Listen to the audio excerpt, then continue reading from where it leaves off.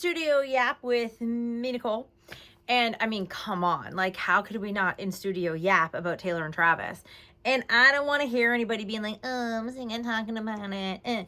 It is the biggest pop culture story that we've had in a very long time. When you think about just like how insane it is that there's all these Philly connections, Pennsylvania connections, Eagles connections, like country music. And I want to talk about for a second, I don't know if a lot of people realize this, but that XTU was the second radio station that Taylor Swift was ever on.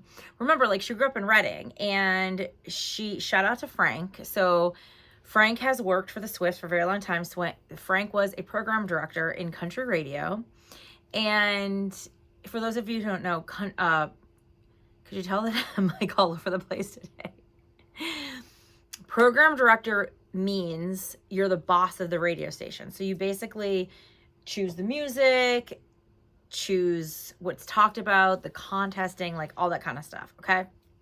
So Frank Bell, shout out to Frank. He's still very, very, very kind to radio peeps.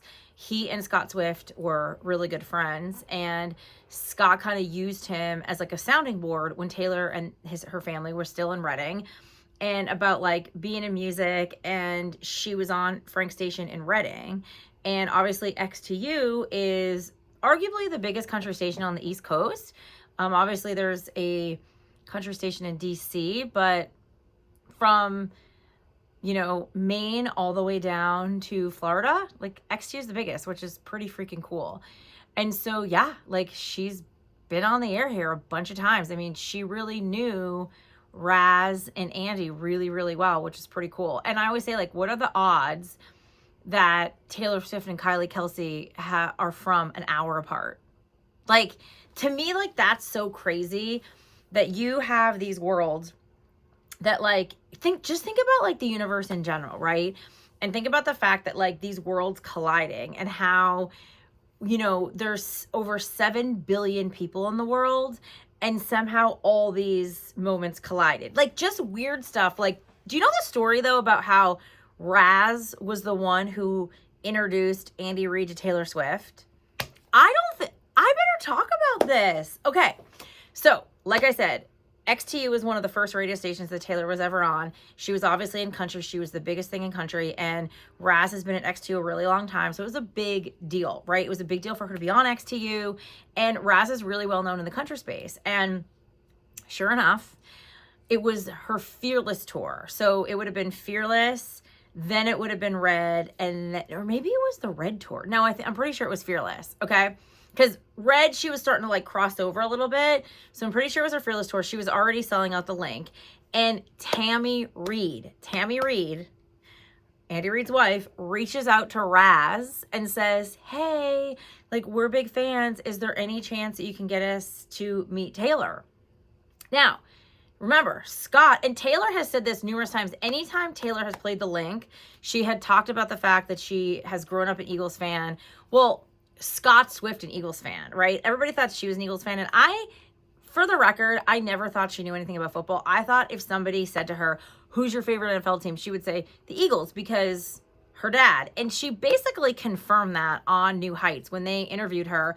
She said that, she has vivid memories of being like Sunday afternoons and her dad yelling, watching the Eagles games. And she's up in her room and she's like trying to write songs, right? Anytime I saw her Red tour, I saw 1989, I saw Reputation, and I saw Errors, right? And so anytime she is at the Linc, she says, I remember my dad. My dad used to go to games at Vet Stadium, and then he'd go to games at the Linc. And yeah, and then there's like the famous line when it was night one of the Errors tour. So it was the Friday night show of the Errors tour. So May 2023. The surprise song is Gold Rush, where the lyric says, an Eagles t-shirt hanging from the door. And she says, guys, everybody says, is it the Eagles team or is it the Eagles band?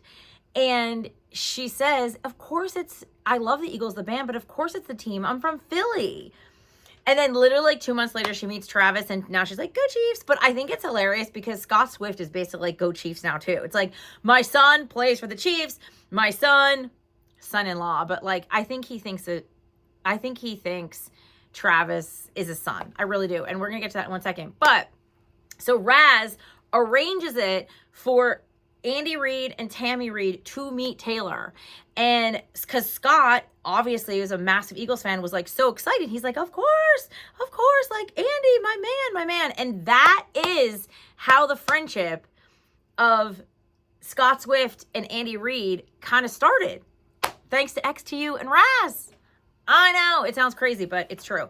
Razz wrote, if you Google like Taylor Swift, Razz, 92.5 XTU, or maybe it's just like, yeah, I think you have to Google like Andy Reid, Taylor Swift, 92.5 XTU. Razz wrote the whole story, like word for word, how it all went down. And Razz is a very prolific writer, just like Taylor, and you'll really enjoy listening to it.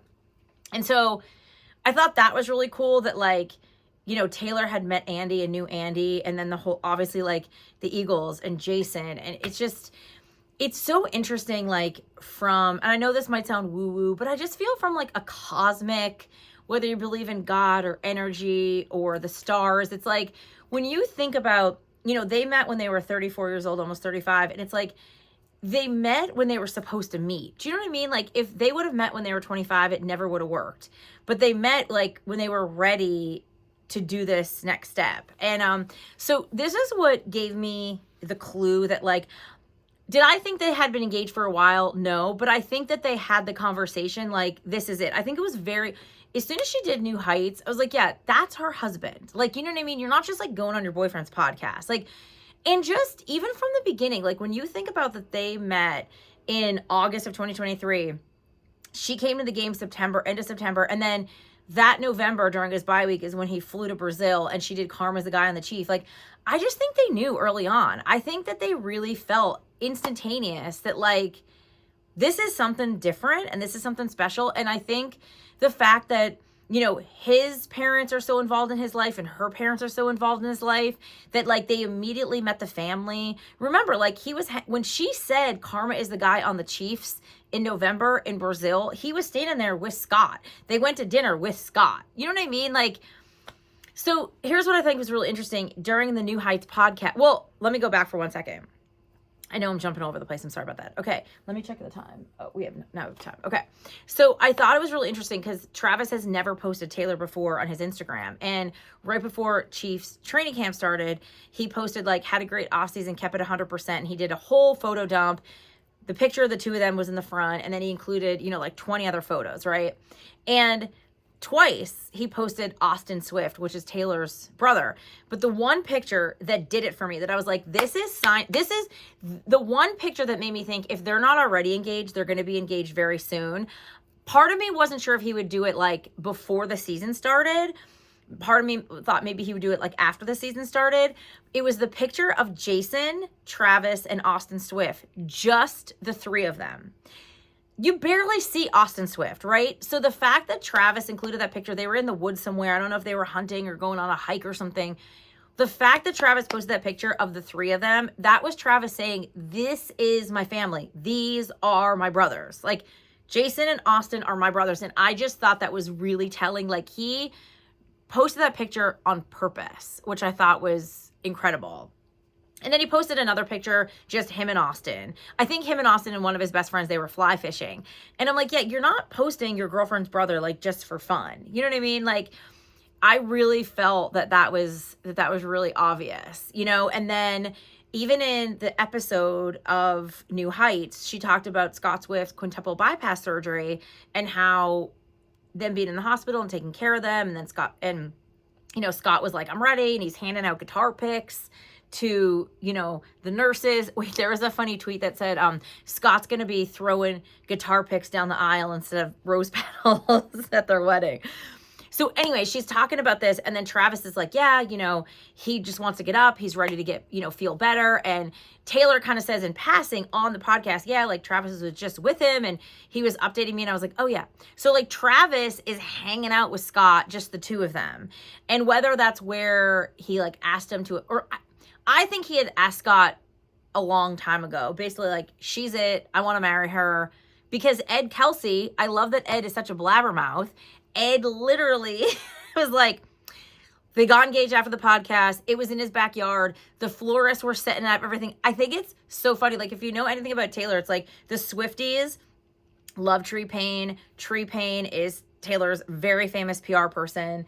And she's like tight-lipped. And Ed is just yapping on an Australian podcast, yapping, talking to the Kansas City local news, yapping. He was like, yeah, Travis is going to wait until their 2-year anniversary this weekend, but I think she was getting antsy. And Travis wanted to do something different. And me and her dad were like, hurry up, just do it already.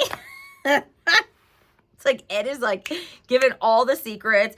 But I love that him and Scott were like, dude, wrap it up. Like, just propose. And it really was perfect because, you know, remember, he bought that house. Travis bought that house in Kansas City like 3 months after they started dating. His old house in Kansas City was just on the street. It was a beautiful home, but it was just on the street. Soon as he started dating her, like, he knew she was it immediately. And they always say, like, men know, you know? Like, I think women always know before men.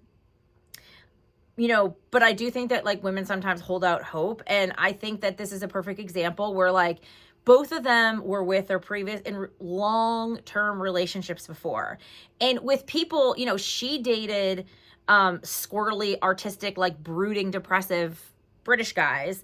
And his ex-girlfriend, Kayla Nicole, who I loved, was a beautiful Black woman, right? So definitely different in regards to types. And the universe, like they just cosmically found each other and they're in love.